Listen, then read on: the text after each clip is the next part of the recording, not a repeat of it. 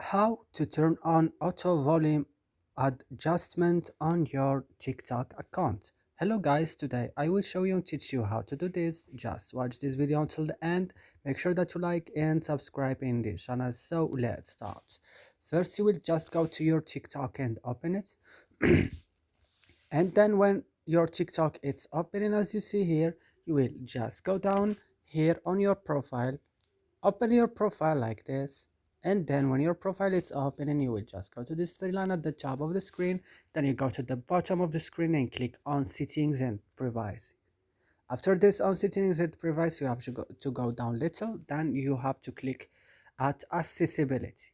Then you go to sound auto volume adjustment and turn on this by clicking here and make it look like this in the blue color.